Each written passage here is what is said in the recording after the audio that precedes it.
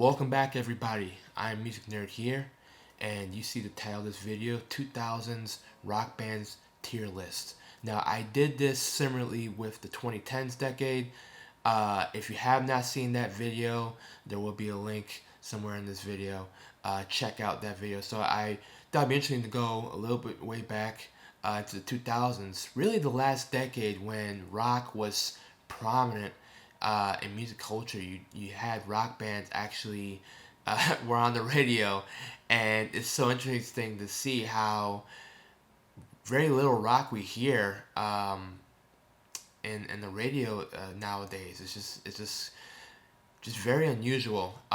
So this was kind of like the last bastion, the last hurdle of like super like mega popular rock bands that came up through this decade. So yeah, let's get into this tier list, ranking these rock bands from best to worst according to my liking. This is just my opinion. Also, I can't fit every rock band into this video. If you're mad that bands like Blink-182 or Sum 41 or Good Charlotte are not in this video, I'm sorry. I just didn't grow up listening to that type of music. If you guys really like this video, maybe I'll do a part 2 and include those bands, but I can't include every single band into this video. It'll be a very long video. But before we get into it, thank you for everybody for subscribing to this channel. We reached 1,000 subscribers recently, and I just can't thank you enough for your love and support. So continue watching these videos, continue subscribing. If you enjoy these type of content, hit the like button, hit the subscribe button down below. If you're like a returning subscriber, hit the notification bell to be alerted for new content. Alright, enough chit chat. Let's get into this list.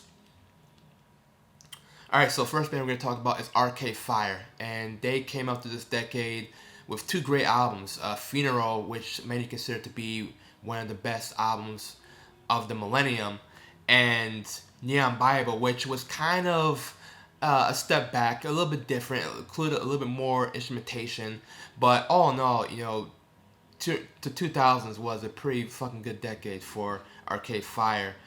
So I'm going to put them in the A tier. One of my favorite rock bands, the Black Keys, also like Arcade Fire, started putting out work in this decade.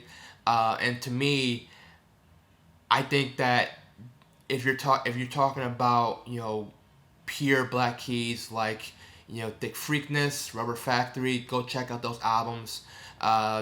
Both of those albums are incredible. Blue Keys kind of came around with that stripped down blues rock that was very prevalent in the 50s and 60s. And as the decade wore on, they began to expand into different types of genres.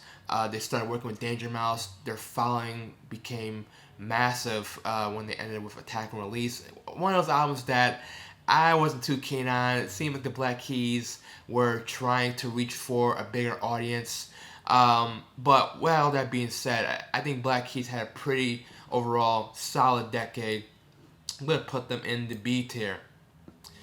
The next one, Coldplay. I was thinking about making a video about Coldplay since they just put out their most recent album. And yeah, listen, Coldplay, one of the biggest rock bands in the world. Parachutes, A Rush to the Blood to the Head. I mean, they were constantly on radios, MTV, commercials, Grey's Anatomy episodes. I mean, just like you just cannot escape these guys. But I just personally never connected to this band. To me, they're just way too mellow. They put me to sleep, if I'm being honest. I've never been too much of a fan of Chris Martin's writing or his voice.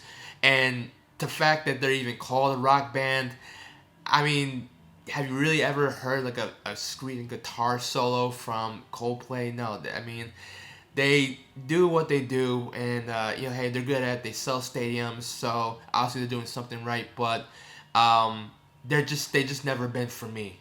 So I'm gonna put them in the C tier. All right, the next one, Creed. And at the beginning of this decade, Creed was a huge band. I remember when I used to watch wrestling and Creed would perform like concerts and like have music tied into WWE or WWF at the time. I mean, they had like massive singles. My Sacrifice was like one of the biggest songs of that year.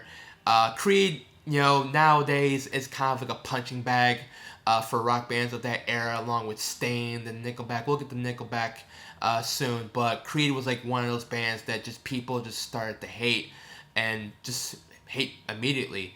But they had mega success at the beginning of this decade, and then by 2009, people forgot that this band even existed.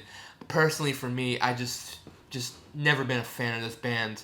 Gonna put them in the F tier. And Scott Stapp singing, very. This was a big trend in this time where just bands just wanted to sound like Eddie Vedder. I call it vettering, where just like everybody all out here, and it's just like it's just horrible trend. I'm glad that's just gone away. All right, next band, Fall Out Boy. Now, wasn't really into Fall Out Boy during this era. Like I said, was really listening to either bands like The Strokes or White Stripes or hip hop. But Fall Out Boy kind of fell under that emo pop punk brand that I didn't really listen to till much later on. But it was hard to escape Fall Out Boy. Their songs were constantly on the radio. They had a huge teenage audience. A lot of my friends, especially in school, were wearing Fall Out Boy and the Hot Topic merch. They were a huge band. But for me personally, I think they have a couple of good songs. Dance Dance is pretty cool. This Ain't a Scene. This is an arms race. Has a pretty good beat to it. They're not bad. It's just I never really was all in on the Fall Out Boy trend. So I'm gonna put them in the C tier. They weren't bad enough that they annoyed me, but they weren't good enough for me to keep checking their music. They just always kind of been there. The next band, Foo Fighters, coming into their second decade. Foo Fighters has had a long career. The fact that the band was even birthed, from Dave Grohl and now has become its own entity. Dave Grohl, props to him for making something out of tragedy. Obviously, the Kurt Cobain suicide. Foo Fighters would never existed probably. But I think the 2000s was a much stronger decade for the Foo Fighters. Tons of hits. Songs like In the End or what is it? The Best of You has become a rock staple. They play in their concerts all the time.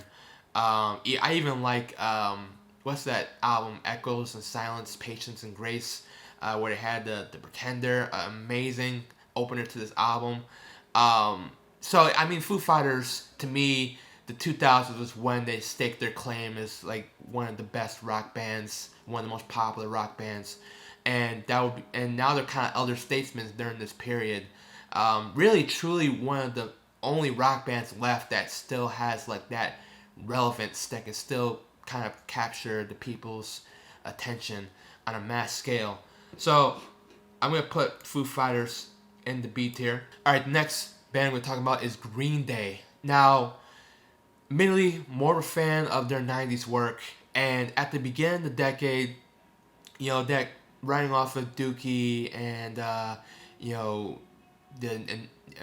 Insomniac era, they released Warning, and they were kind of on the they were, I think from what I hear, releasing 2000's Warning, they were kind of on the verge of breaking up. They were not really providing the hits that people knew them about. I mean, they were still relevant, but they just were at a crossroads, and it wasn't until the war in Iraq and the Bush presidency that Green Day found inspiration to reinvent themselves, and they started wearing eyeliner and started to embrace, kind of get back to their roots, but having social consciousness, talking about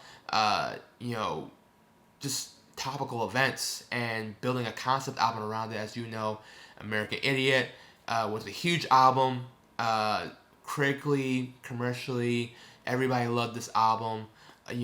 American Idiot, Wake Me Up When September Ends, Boulevard of Broken Dreams, they garnered a teenage audience and a new generation of fans, and then went on to make 21 Century Breakdown.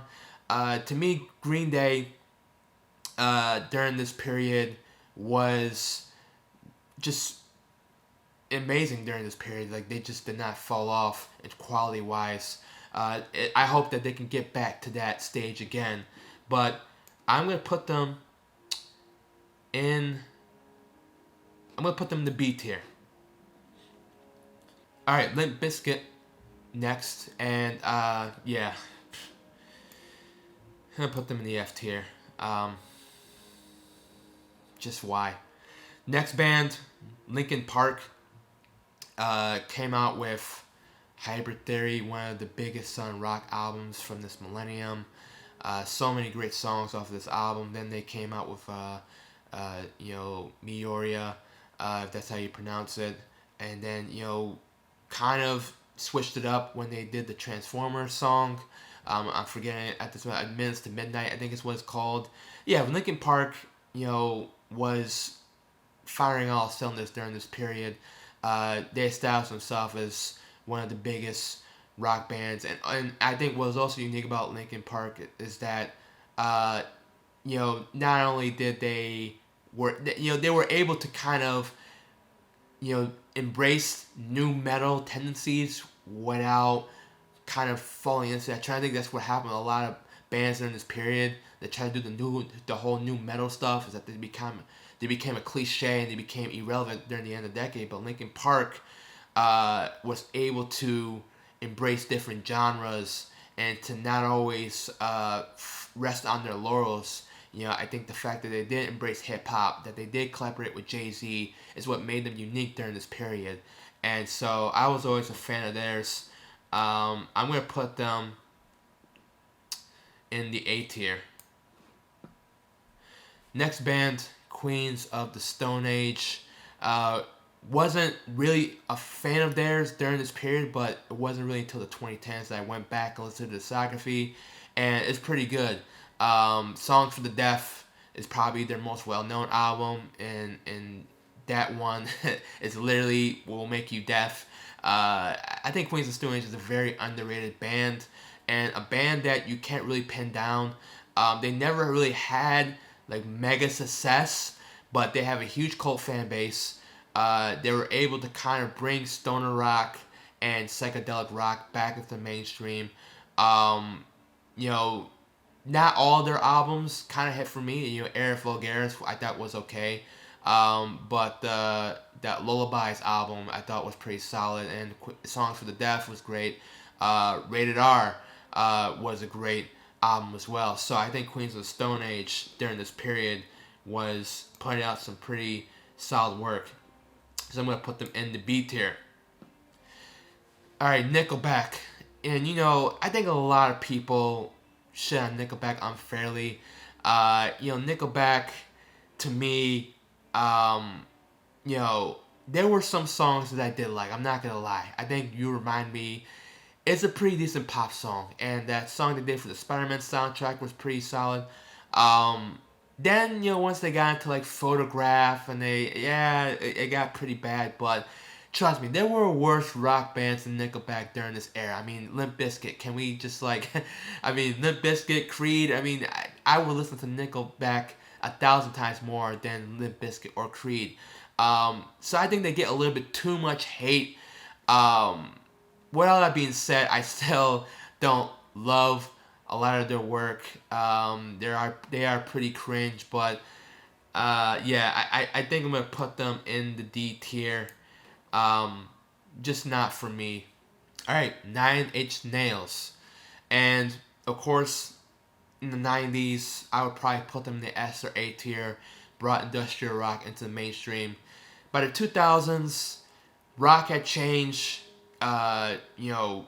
Albums, were becoming MP3s, so 9 Inch Nails fan base was kind of shrinking, but obviously the true 9 Inch Nails fans were the only ones that were left, and they were trying to do different stuff. They had the With Teeth album, which still went to number one, but 9 Inch Nails was able to kind of embraced pop hooks for the first time. The Hand That Feeds it's probably as close to a pop song as Nine Inch Nails is ever gonna do. And then they started to do more ambient work and started to do stuff with hip hop. I remember at this time Trent Reznor was saying that he was influenced by Public Enemy and like hip hop during this period with survivalism. And then the Ghost 1 through 4 stuff he did with Atticus Ross kind of set up what he would do for the 2010s with film scoring and producing and doing more ambient work. So Nine Inch Nails really reinvented themselves. They became less of a heavy rock band and started to, just kind of keep up with the times. And yeah, obviously their '90s work is like on a different scale, on a higher scale. But I'm not gonna lie, some of their 2000s work is pretty good. I think With Teeth is an underrated album. I'm gonna put them in the B tier. All right, Radiohead. I mean, I think that during the 2000s, they just didn't miss at all. I mean, Kid A, one of the most groundbreaking albums to come out of the 2000s. Amnesiac, very underrated album. Hail to the Thief, another great album. And finishing off with In Rainbows, which not only changed the music industry, but to me, probably their best album. I think a lot of Radiohead fans would say it's up there in terms of discography. Just an incredible period of work for Radiohead. Idioteque, There, Jigsaw Falling into Place, Nude, just like classic songs. In the '90s, the bands and OK Computer were masterpieces, but just keeping the train going with this in the 2000s, I'm going to put them in the S tier. All right, Red Hot Chili Peppers.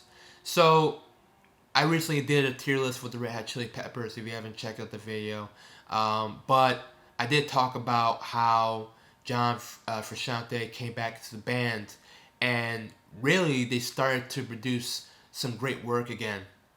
Californication came in the tail end of the '90s, and coming into the 2000s, how are they going to prove themselves more?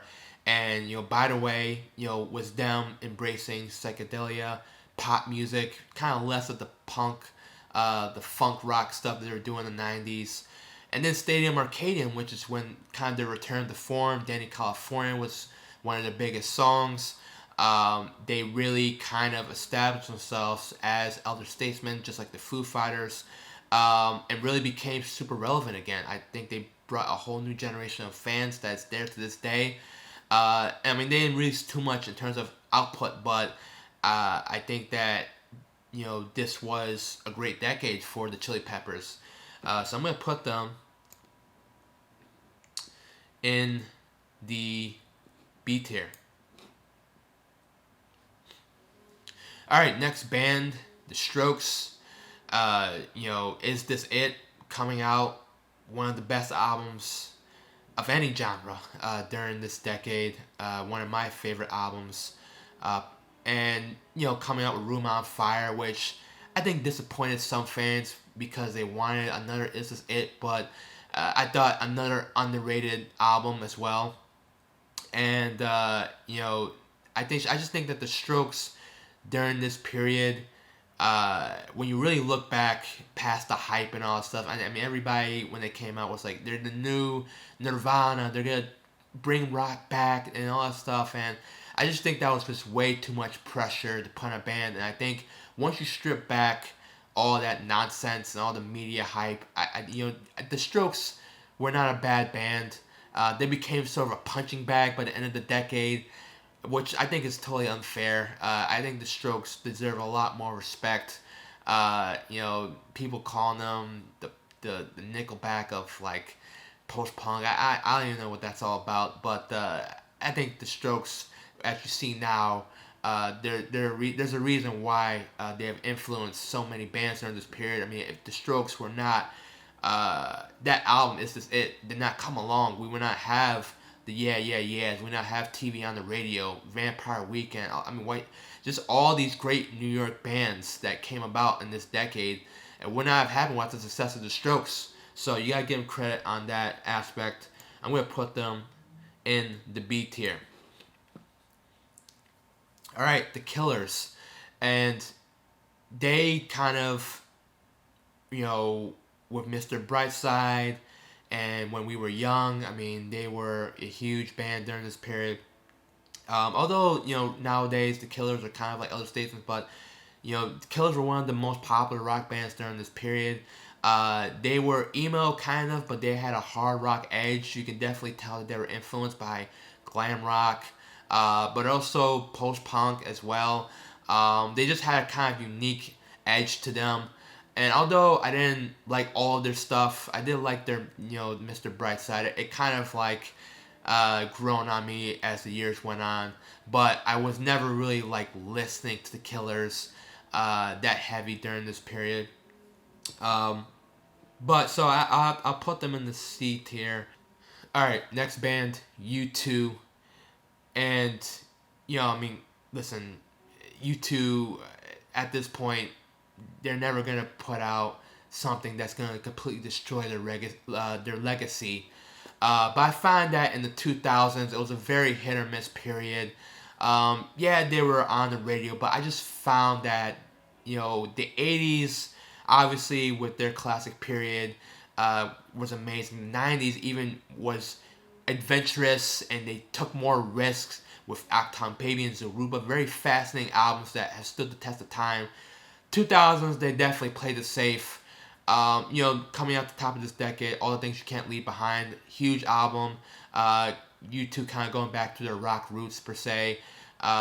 Elevation, Beautiful Day. I think with the success of this album, they kind of found the formula that, hey, we're going to do rock songs and we're gonna do some ballads that's gonna uplift people. I think they conjured up the formula here and they repeated it over and over and over again. And I kind of wish we had the U2 that Octung Baby where they just like took chances. They just did like wild stuff. But songs like Vertigo and Put On Your Boots is, I mean, to me, does it sound any different than Elevation? Not really. But U2 won a ton of Grammys. Became culturally relevant again, especially with that Super Bowl performance, which I said in that video was probably one of the best Super Bowl performances of all time. But to me, aside from their All That You Can't Leave Behind, which I think is a pretty good album, nothing else really spoke to me. So I'm gonna put them in the C tier.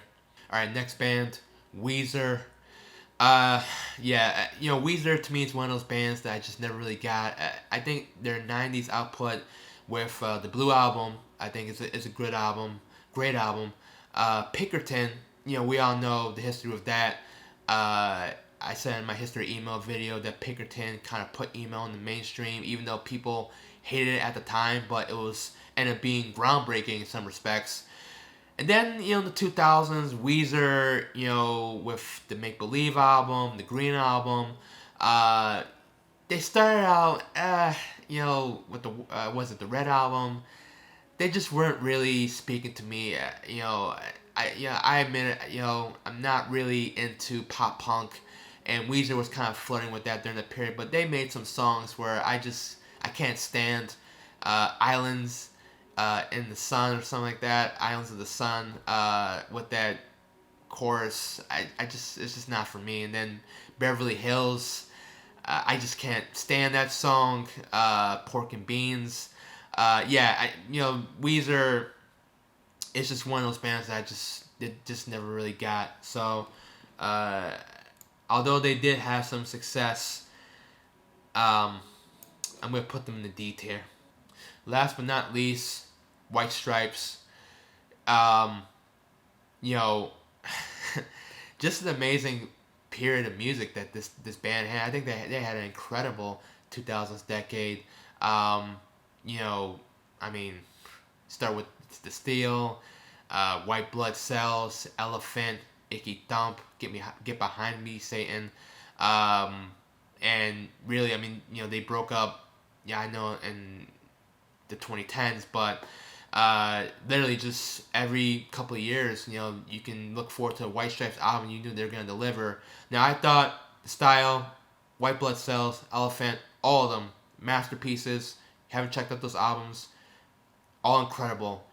Once we get to Get Behind Thee, Satan, the wheels were falling off a little bit. still quality, but they started to expand their instrumentation. They started to include, marimbas and, pianos and organs, and it just became a different band for me. And although they're solid, Icky Thump as well, they began to get more into the mainstream. I found that once White Stripes became more mainstream, the less quality they became. I just never really, Icky Thump, Get Behind Me Satan, they're solid, but I don't go back to those albums too much. Aside from a couple of choice cuts like Blue Orchid, which I think is a great song, My Doorbell, Icky Thump, the title track, is, I thought, a great song.